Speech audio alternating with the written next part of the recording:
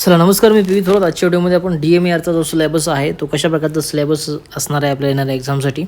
2023-24ला जे एक्झाम राबवलं गेलं त्याच्यामध्ये एक्झामचा जो सिलेबस होता तो कशा प्रकारचा सिलेबस होता आणि येणाऱ्या एक्झाममध्ये सुद्धा आपल्याला अशा प्रकारचा सिलेबस बघायला मिळेल. तर डिटेलमध्ये जाणून घेऊयात. पूर्ण जे ऑफिशियल PDF आहे तुम्हाला MEDeducation.in या DMARच्या वेबसाईटवरती भेटून जाईल. हा सिलेबस पूर्ण सिलेबस तुम्हाला आपल्या वेबसाईटवरती pthora.com त्याचबरोबर आयडियल फार्मसी कोचिंग या टेलिग्राम चॅनलवरती तुम्हाला पूर्ण जेवढ्याही पोस्ट DMARमध्ये भरल्या जातील तर तेवढ्या सर्व पोस्टचा सिलेबस तुम्हाला या PDF मध्ये दिलेला आहे आणि त्या PDF तुम्हाला आपल्या टेलिग्राम चॅनलवरती भेटून जाईल.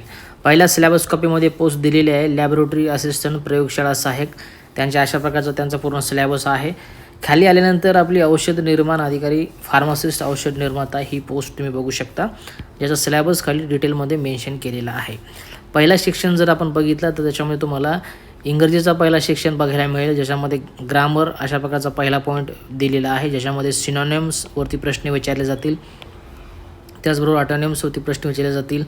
स्पेलिंग्स, पंक्च्युएशन, टेन्सेस अशा प्रकारचे महत्त्वाचे टॉपिक्स तुम्हाला ग्रामर या महत्त्वाच्या टॉपिकमध्ये कव्हर केलेले आहेत. त्याच्याबरोबर व्होकॅब्युलरीमध्ये use of idioms and phrases and their meanings आणि एक्सप्रेशन्स अशा प्रकारचे महत्त्वाचे 2-3 टॉपिक्स कव्हर केलेत व्होकॅबमध्ये. त्याच्यानंतर filling the blanks in the sentences अशा प्रकारचा 3 नंबरचा पॉईंट. त्याच्यानंतर सिम्पल सेंटेन्स स्ट्रक्चर अशा प्रकारचा हा 4 नंबरचा पॉईंट. असे इंग्लिश सेक्शनचा जर आपण विचार केला तर एवढे महत्त्वाचे ग्रामरमध्ये synonym, antonym, spelling, punctuation, tenses अशा प्रकारचा पॉईंट. त्याचबरोबर व्होकॅबमध्ये idioms phrases, their meanings and expressions, त्याच्यानंतर filling the blanks in the sentences आणि सिम्पल सेंटेन्स स्ट्रक्चर अशा प्रकारचा पूर्ण इंग्रजी सेक्शनचा किंवा इंग्लिश सेक्शन सिलेबस आपल्याला DMARच्या पोर्शनमध्ये बघायला मिळेल, सिलेबस कपमध्ये बघायला मिळेल. ज्याच्यामध्ये PYQचे जर आपण प्रश्न बघितले, TCS असेल किंवा IBPS असेल तर तुम्हाला याच सेक्शनला धरून किंवा अशाच प्रकारचे रिपीटेड प्रश्न तुम्हाला प्रत्येक प्रश्नपत्रिकेमध्ये बघायला भेटले असेल.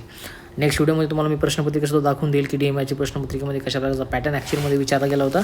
त्याच्यानंतर दुसरा सेक्शन जर बघितला आपण तर मराठीचा दुसरा सेक्शन आहे, ज्याच्यामध्ये मराठी व्याकरण म्हणून असा एक कॉमन पॉईंट दिला आहे. त्याच्यामध्ये सब पॉईंटमध्ये वाक्यरचना महत्त्वाचा टॉपिक, शब्दार्थ, त्याच्यामध्ये समानार्थी शब्द असतील, विरुद्धार्थी शब्द असतील, प्रयोग असतील, पुढं दिलेले आहेत तसं तुम्हाला समानार्थी शब्द, विरुद्धार्थी शब्द, तर याच्यावरती प्रश्न हे विचारले जातील. त्याच्यामध्ये तुम्हाला शिंदे सरांचं पुस्तक आहे, मोरा वाळंबे सरांचं पुस्तक आहे, ज्याच्यामधनं समानार्थी शब्द, विरुद्धार्थी शब्द, प्रयोग, शब्दार्थ, वाक्यरचना हे महत्त्वाचे टॉपिक तुम्हाला बघायला भेटतील. त्याचबरोबर महत्त्वाचे लेखक, त्याची टोपण नावे, महत्त्वाच्या जोड्या लावे शिंदे सरांच्या पुस्तक जे आहे मराठीच्या बॅक साईडला तुम्हाला भेटून जातील. त्याच्यानंतर भाषा सौंदर्य, याच्यामध्ये उपमा आहे, अलंकार आहे, म्हणी, वाक्यप्रचार, याचा अर्थ आणि वाक्यात उपयोग, सर्वसामान्य शब्दसंग्रह इत्यादी अशा प्रकारचा दुसरा पॉईंट. त्याच्यानंतर सांगितल्याप्रमाणे मी प्रसिद्ध पुस्तके आणि लेखक याच्यावरती तुम्हाला जोड्याजुळामध्ये जे आहेत ते प्रश्न विचारले जाऊ शकतात. या साईडनं लेखक देतील, याच्या साईडनं पुस्तक देतील, त्याचं लेखक देतील, किंवा या साईडनं लेखक देतील, या साईडनं त्याची टोपण नावे दिली जातील. तर हे शिंदे सरांच्या बॅक साईडचं जे पुस्तक आहे त्याच्या पुस्तकाच्या बॅक साईडला तुम्हाला भेटून जातील. त्याच्यानंतर योग्य जोड्या लावा, याच्यामध्ये सांगितल्याप्रमाणे लेखक, त्याची नावे, पुस्तकाची नावे किंवा लेखक किंवा त्याची टोपण नावे अशा प्रकारच्या जोड्याजुळामध्ये तुम्हाला मराठी सेक्शनमध्ये प्रश्न विचारले जाऊ शकतात. त्याच्यानंतर तिसरा सेक्शन आहे GK जनरल नॉलेज, सामान्य ज्ञान, ज्याच्यामध्ये करंट अफेअर इंडिया आणि महाराष्ट्र लेवलचे तुम्हाला विचारले जाऊ शकतात. 1-2 प्रश्न इंडिया लेवलचा असेल, बाकी बऱ्यापैकी पूर्ण प्रश्न हे आपल्याला महाराष्ट्राचं जे जनरल नॉलेज आहे त्याच्यावरती प्रश्न बघायला भेटतील. ज्याच्यामध्ये Indian history, Indian geography, Indian constitution, general science, sport and cultures, right to the information act 2005, Maharashtra public service act 2015, information and technology related basic knowledge अशा प्रकारचा जो सिलेबस आहे तुम्हाला GK जनरल नॉलेजमध्ये बघायला मिळेल. ज्याच्यामध्ये तुमचे हिस्ट्रीवरती प्रश्न विचारले जातील, जिओग्राफीवरती प्रश्न विचारले जातील, त्याचबरोबर इंडियन कॉन्स्टिट्यूशन, भारताचे संविधान आहे त्याच्यावरती सेक्शनवरती बरेच प्रश्न विचारले जातात. ते सेक्शन करणं आपल्याला गरजेचं आहे, कुठल्या सेक्शनमध्ये कुठल्या गोष्टी येतात या सर्व तुम्हाला PYQचे जर तुम्ही प्रश्न जर ॲनालायसिस केले TCSचे किंवा IBPSचे तर तुम्हाला लक्षात येऊन जाईल. त्याच्यानंतर जनरल सायन्समध्ये आपलं फिजिक्स, केमिस्ट्री, बायोलॉजी रिलेटेड प्रश्न विचारले जातील. स्पोर्ट कल्चर जे करंट अफेअरमध्ये सध्या चालू आहे त्याच्यावरती प्रश्न फ्रेम केले जातील. त्याचबरोबर महत्त्वाचे हे 2 act, right to information act आणि महाराष्ट्र पब्लिक सर्व्हिस ॲक्ट, या दोन्ही ॲक्टवरती तुम्हाला मागच्यासुद्धा एक्झाममध्ये 2 ते 3 प्रश्न हे आपल्याला बघायला मिळेल. त्याच्यामुळे दोन्ही ॲक्ट केअरफुली करणं आपल्यासाठी गरजेचं आहे. त्याच्याबरोबर information and technology related basic knowledge, जे करंट अफेअरमध्ये सध्या महत्त्वाच्या घडामोडी घडतात इन्फॉर्मेशन अँड टेक्नॉलॉजी रिलेटेड, तर त्या रिलेटेड एखादा प्रश्न विचारला जाऊ शकतो. आता हे नॉन टेक्निकलचे जे पोर्शन आहे फार्मा सोडून, त्याच्यामध्ये आपल्याला अशा प्रकारचं मराठी, त्याच्यानंतर इंग्रजी, त्याच्यानंतर जनरल नॉलेज, अशा प्रकारचे महत्त्वाचे 3 सेक्शन आपल्याला याच्यामध्ये बघायला मिळाले. त्याच्यानंतर फार्मसीचा जो मेन टेक्निकलचा पोर्शन आहे, ज्याच्यामध्ये फार्मसीचे प्रश्न विचारले जातात, तर तो सेक्शनमध्ये काय अशा प्रकारचा सिलेबस मेन्शन केलेला आहे तो आपण इथे बघूयात. याच्यामध्ये सेक्शन नेममध्ये लॉजिकल ॲबिलिटीमध्ये तुम्ही खाली बघू शकता की ॲप्टिट्यूड टेस्ट आहे. त्याच्यानंतर तर हे अशा प्रकारचे 3 सेक्शन, आणि त्याच्यानंतर खाली एक 4था सेक्शन जो आपण बघू शकतो, ज्याच्यामध्ये लॉजिकल ॲबिलिटी, मॅथ, रिझनिंगच्या रिलेटेड प्रश्न हे विचारले जातील. असे नॉन टेक्निकलचा आपण विचार केला तर नॉन टेक्निकलचे 4 महत्त्वाचे सब्जेक्ट, ज्याच्यामध्ये मी वर सांगितल्याप्रमाणे 3 इंग्रजी, तुमचं मराठी हे 2 जनरल नॉलेज, आणि सगळ्यात शेवटी तुम्हाला लॉजिकल ॲबिलिटी हा 4था सेक्शन नॉन टेक्निकलमध्ये येईल, ज्याच्यामध्ये aptitude test, basic arithmetic knowledge, मॅथमॅटिक्समध्ये न्यूमेरिक, अल्जेब्रा, जिओमेट्रिक, स्टॅटिक्स याच्यावरती प्रश्न विचारले जातील. त्याचबरोबर वर पॉईंट मी कवर केलेच आहे, जनरल सायन्समध्ये फिजिक्स, केमिस्ट्री, बायोलॉजी आणि एन्व्हायरमेंटल सायन्स. अशा प्रकारचा नॉन टेक्निकलचा जो सेक्शन आहे, पोर्शन आहे, तो आपण बघितला, ज्याच्यामध्ये मराठी, इंग्रजी, मॅथ, रिजनिंग, जी के आणि लॉजिकल ॲबिलिटी म्हणून अशा प्रकारचे 4 सेक्शन. खाली आल्यानंतर आता आपला मेन पोर्शन चालू होतो, ज्याच्यामध्ये टेक्निकलचे म्हणजे फार्माचे प्रश्न हे विचारले जातील. Section name subject related knowledge म्हणजे फार्मा रिलेटेड, टेक्निकल रिलेटेड, ज्याच्यामध्ये सर्वात पहिल्यांदा आपल्याला फार्माकॉलॉजीचा महत्त्वाचा सब्जेक्ट कवर केला दिसत असेल, ज्याच्यामध्ये जनरल कॉलॉजी असेल, त्याच्यामध्ये तुमचं फार्माकोकायनेटिक, फार्माकोडायनामिक, ड्रग रिसेप्टर असतील, महत्त्वाच्या ॲडव्हर्स ड्रग रिॲक्शन असतील, त्याच्यामध्ये क्लिनिकल ट्रायल्स असतील. या सर्व ज्या गोष्टी येतात तुमच्या जनरल फार्माकॉलॉजीमध्ये येतात, पुढं दिलेलंच आहे. Types of drugs, general classification of the drug, KD त्रिपाठीमधून करायचे आहे. याच्या पुस्तकं सध्या रिसेंट मार्केटमध्ये नवीन एडिशन अवेलेबल झाले, KD त्रिपाठीचं परचेससुद्धा केले मी, ज्याचा तुम्हाला रिव्ह्यू देईल मी तुम्हाला. क्लासिफिकेशनसाठी ते पुस्तक करणं गरजेचं आहे. ड्रग इन्स्पेक्टर असेल, फार्मसिस्ट असेल, किंवा जेवढे फार्मा रिलेटेड एक्झाम राबवले जातात GPAT तर ड्रग इन्स्पेक्टरपर्यंत, तेवढ्या सर्व एक्झामसाठी आपल्याला कॉलॉजीचा विषय केला क्लासिफिकेशनचा, तर KD त्रिपाठीशिवाय कुठलीही पुस्तक करण्याची आवश्यकता नाही. याचा रिव्ह्यू तुम्हाला डिटेलमध्ये देईल मी नेक्स्ट व्हिडिओमध्ये. जनरल कॉलॉजीचा सेक्शन झाला. त्याच्यानंतर drug doses form, bio availability, indication, Contra indication, adverse drug reaction, हे सर्व जे पॉईंट्स आहेत, हे सर्व पॉईंट तुम्हाला जनरल फार्माकॉलॉजी या टॉपिकमध्ये बघायला मिळतील. त्याच्यानंतर किमोथेरपीचा पार्ट समोर चालू होतो. Role of the antibiotics, clinical pharmacology, neuro pharmacology, psycho pharmacology, cardiovascular pharmacology, pharmacy, epidemiology आणि डेंटल फार्माकॉलॉजी, अशा प्रकारचे महत्त्वाचे टॉपिक्स तुम्हाला फार्माकॉलॉजी या सब्जेक्टमध्ये बघायला भेटतील. ज्याच्यामध्ये प्रामुख्याने मेन जर आपण कॅटेगरी डिवाईड केलं फार्माकॉलॉजीला, ज्याच्यामध्ये जनरल कॉलॉजीचं सेक्शन येईल, ज्याच्यामध्ये सांगितल्याप्रमाणे मी kinetic, dynamic, bioavailability, indication, contraindication, doses form, classification of the doses form, अशा प्रकारचा महत्त्वाचा सेक्शन येईल. त्याच्यानंतर यांनी इथं ड्रगचं क्लासिफिकेशन एक KD त्रिपाठीमधून करायचे, आणि महत्त्वाची किमोथेरपीचे किंवा drug acting on various systems of the body, त्याच्यामध्ये मग न्यूरो असेल, डेंटल असेल, सायको असेल, CVS असेल, ANS असेल, CNS असेल, अशा प्रकारचा पूर्ण पोर्शन आपल्याला कॉलॉजीमध्ये यांनी कवर केलेला आहे. त्याच्यानंतर नेक्स्ट टॉपिक्स आहे बघा, इंडियन फार्माकोपिया, ब्रिटिश फार्माकोपिया, हा सुटिक्समध्ये सुद्धा टॉपिक तुम्हाला भेटेल, ज्याच्यामध्ये मागच्यासुद्धा कारागृहाच्या भरतीमध्ये या ब्रिटिश फार्माकोपियाचं पहिलं एडिशन विचारलं गेलं होतं तुम्हाला. इंडियन फार्माकोपिया कोण पब्लिश करतं, ह्या मागच्या आरोग्य विभागाच्या भरतीमध्ये तुम्हाला विचारलं होतं. सध्या कुठलं एडिशन लॉन्च झालेलं आहे सध्या, किंवा मग 4-5 एडिशन देतील तुम्हाला, लेटेस्ट कुठलं आहे असं विचारतील. इंडियन फार्माकोपियाचं पहिलं एडिशन कोणतं आहे, इसेन्शियल ड्रग लिस्ट कधी पब्लिश झाली होती. आता हे सर्व जे MCQ आहेत आता तुम्हाला डिस्कस केले, सर्व या टॉपिकवरती कोरिलेट करतात या टॉपिकशी, आणि ते आत्तापर्यंत कुठल्या ना कुठल्या तरी एक्झाममध्ये विचारले गेलेले आहेत. तर हे 2 टॉपिक.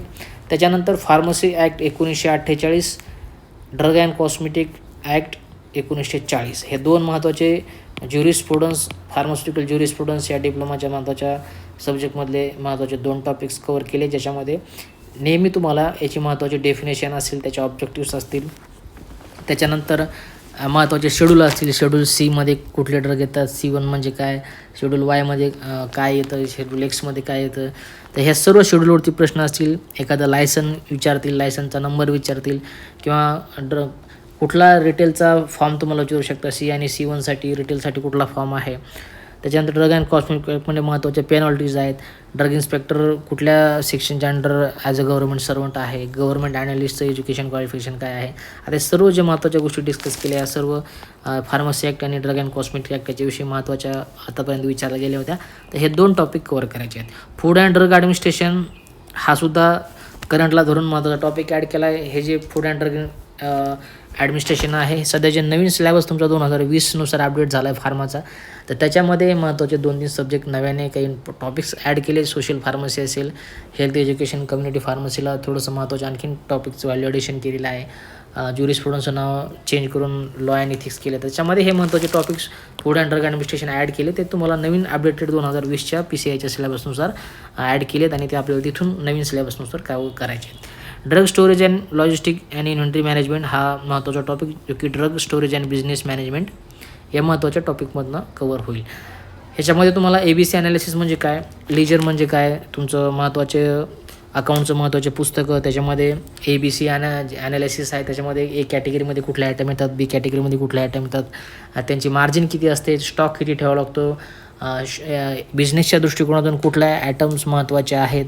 आता ह्या सर्व ज्या गोष्टी असतात तुमच्या, तर त्या तुम्हाला या टॉपिकमधनं भेटून जातील किंवा तुम्हाला त्याच्यामधनं कवर करावं लागतील. रोल ऑफ द फार्मासिस्ट हा हेल्थ एज्युकेशन, कम्युनिटी फार्मसी किंवा कम्युनिटी फार्मसीचा महत्त्वाचा पॉईंट त्याच्यामध्ये भेटून जाईल. खाली सेपरेट टॉपिकसुद्धा तुम्हाला कवर केलेला आहे, हेल्थ एज्युकेशन, कम्युनिटी फार्मसी म्हणून. त्याच्यानंतर GMP हा सुद्धा नवीन सिलेबसनुसार पॉईंट ॲड केला आहे. त्याच्यानंतर disinfectant and their concentration usually in a pharmaceutical hospital, याच्यावरती सुद्धा मागच्या आरोग्य विभागामध्ये कॉन्सन्ट्रेशन तुम्हाला कुठला तरी डिसइन्फेक्टंट दिला होता, ज्याच्यामध्ये तुम्हाला त्याचं ॲज अ स्टरलायझेशन एजंट म्हणून वापरला गेला, तर त्याचं कॉन्सन्ट्रेशन किती जे आहे ते वापरावं लागेल, त्याच्यावरती तुम्हाला प्रश्न विचारले होते. तर हे पॉईंट केअरफुली आपल्याला कवर करायचे आहेत.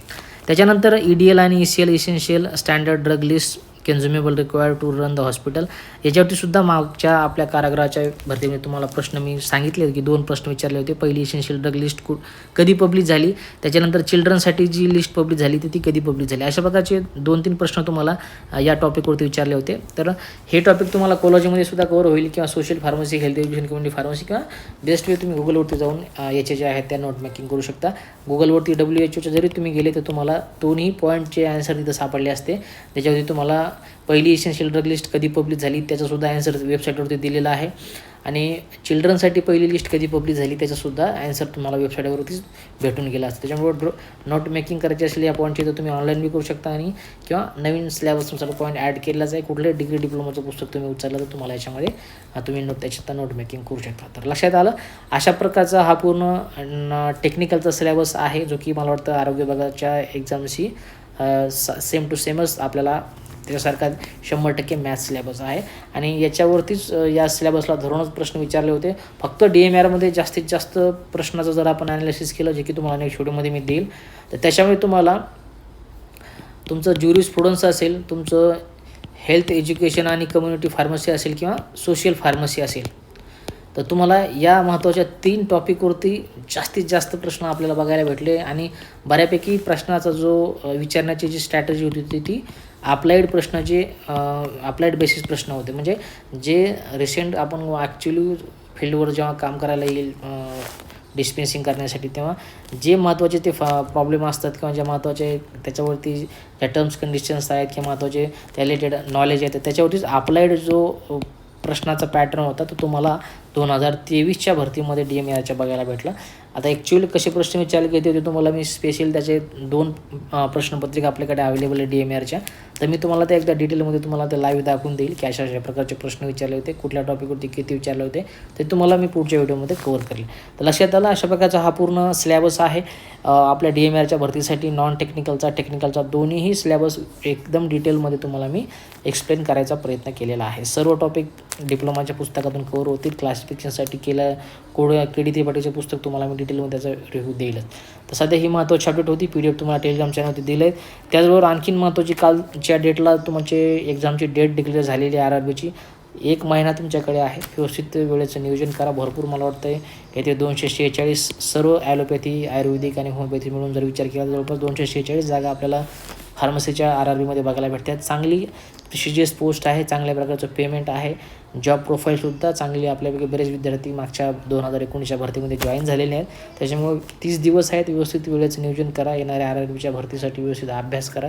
नक्कीच येणाऱ्या जी पोस्ट आहे ती तुमची असू शकते. अशा प्रकारची महत्त्वाची अपडेट होती. अशा प्रकारच्या महत्त्वाची अपडेट तुम्हाला व्हिडिओ यूट्यूब चॅनलवरती मी देत असतो. पुढच्या महत्त्वाच्या घडामोडीसाठी मला इथे तुम्ही जॉईन करू शकता. आजच्या व्हिडिओमध्ये एवढंच. भेटूया काही पुढच्या महत्त्वाच्या अपडेटसोबत.